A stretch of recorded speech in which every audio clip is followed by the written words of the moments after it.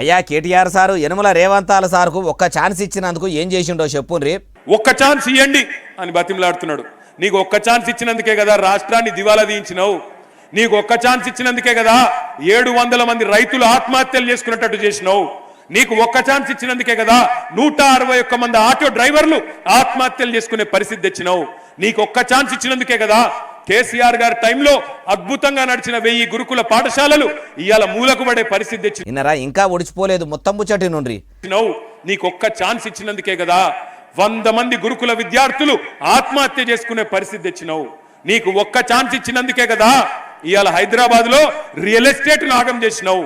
ఇవాళ నీకు ఒక్క ఛాన్స్ ఇచ్చినందుకే కదా హైడ్రా పేరు మీద మొత్తం బస్తీలలో ఉండే ఇండ్లు కొడుతున్నావు. నీకు ఒక్క ఛాన్స్ ఇచ్చినందుకే కదా రాష్ట్రం ఇవాళ ఉరుకులు పరుగుల మీద పెరుగుతున్న రాష్ట్రాన్ని ఆఖరి స్థానంలో నిలబెట్టినావు. అయ్యా మాజీ మంత్రి కేటీఆర్ సారు మరి 2 ఏళ్లలో సీఎం రేవంతాల సారు తెలంగాణను ఇంత తెర్రు చేస్తే 10 ఏళ్లలో మీ నాయన కేసీఆర్ సారు ఇంకెంత చందన చేసి ఉంటాడు. మరి మీరు కూడా ఆ ముచ్చట ఎందుకో చెప్తలేరు. మీ కారు పార్టీకి కూడా ప్రజలు 2 మాటల ఛాన్స్ ఇస్తే మీరు తెలంగాణ కెలగబెట్టింది ఏందో చెప్పుండ్రి. పేరుకు లక్షల కోట్ల పైకంతోని కాళేశ్వరం ప్రాజెక్టు కట్టినామని అంటిరి. అది 3 ఏళ్లకే పర్రెలు పెట్టి తొర్రలు పడి కూలిపోయే కాడికి వచ్చిందన్నారు. దళితుణ్ణి ముఖ్యమంత్రిని చేస్తా అని మీ నాయన చెయ్యలేదు.